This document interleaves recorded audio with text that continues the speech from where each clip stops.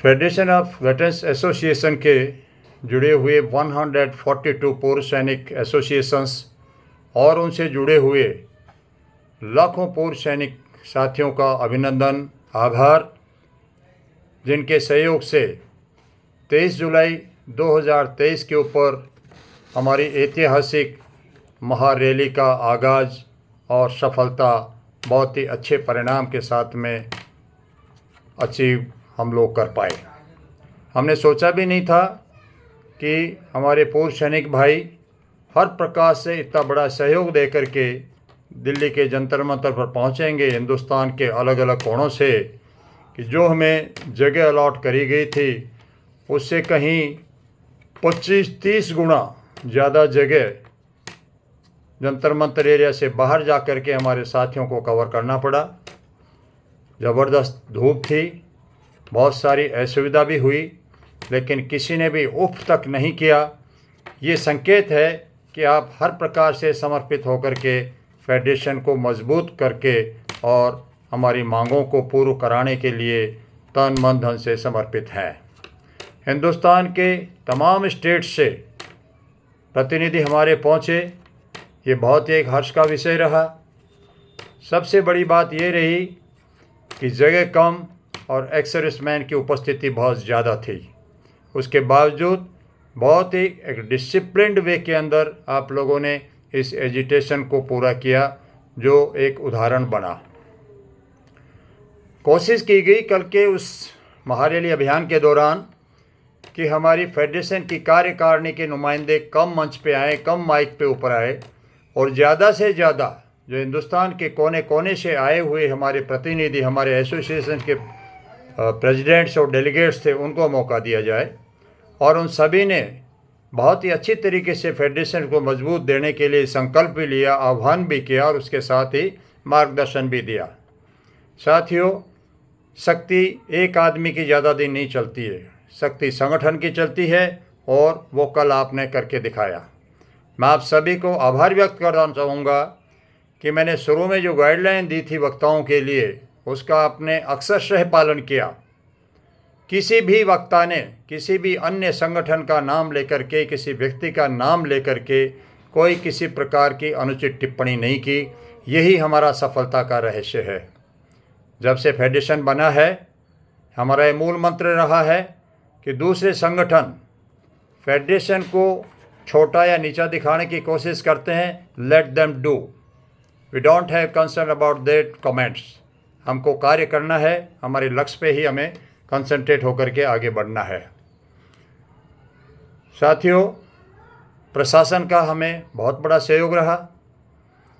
जंतर मंतर पे आपने देखा होगा कि कल वहाँ पे एक दूसरे ग्रुप को भी जगह अलॉट करी गई थी, लेकिन प्रशासन से जब हमने सहयोग की अपील करी आयोजन के पहले वाले दिन, तो उनके उच्चाधिकारियों ने वहाँ स्पॉट पे आकर के और जो दूसरा संगठन था उनकी तरफ बैरिकेड्स को बढ़ा करके और हमें ज़्यादा स्थान उपलब्ध करवाया।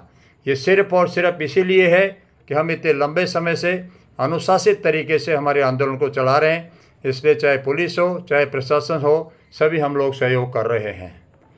मैं उस हमारे दिव्यांग बहादुर पूर्व सैनिक दीपचंद को सैल्यूट करना चाहूँगा। आप सभी देखते हैं उनको चैनल्स के ऊपर भी कि दोनों पैर और एक हाथ कटा होने के बावजूद भी आकर के उन्होंने हम लोगों का हौसला अफजाई किया और हमारे इस आंदोलन को नेतृत्व करने के लिए कुछ सुझाव दिए। साथियों, मैं प्रणाम करता हूं उन तमाम वीर नारियों का जो दूर दूर के स्टेटों से आकर के भी और अपना प्रतिनिधित्व निभा करके गई हमारे इस आंदोलन के अंदर। आपने देखा होगा कि शायद ही कोई राज्य बचा होगा जहाँ से कि हमारे पूर्व सैनिकों का नुमाइंदा कल के आंदोलन में शरीक ना हुआ हो। ये शो करता है कि सभी लोग हमारी रीति नीतियों और हमारे बायलॉज को समर्थन करते हुए हमारे साथ जुड़ना चाहते हैं। इतना तेज़ी से संख्या हमारे पास बढ़ रही है। जयपुर के अंदर जब हमारी गवर्निंग काउंसिल का मीटिंग था, उस दिन 114 एसोसिएशंस का लिस्ट हमने प्रदर्शित करके आपको दिखाया था। चंद दिनों के बाद में वो संख्या बढ़ कर के 122 हुआ, और कल के उस आयोजन के दौरान 14 नए एसोसिएशन आकर के हमसे जुड़े, लिखित में अपना समर्थन पत्र दिया और आज आपका फेडरेशन 142 पूर्व सैनिक एसोसिएशंस के साथ में लाखों पूर्व सैनिकों का प्रतिनिधित्व करने वाला एक मजबूत संगठन बन चुका है। साथियों, इस महीने के अंदर काफ़ी हेक्टिक प्रोग्राम रहे हैं, आपने बड़ी सफलतापूर्वक उनको अंजाम दिया है। अभी अगली कड़ी में पहले से ही घोषित किया हुआ हमारा प्रोग्राम होगा 26 जुलाई को, कारगिल विजय दिवस के उपलक्ष्य में। हम लोग जो हमारे साथी युद्ध के अंदर कंधे से कंधा मिला के लड़ रहे थे और वो वीर गति को प्राप्त हुए हैं, तो 26 को अपने अपने क्षेत्र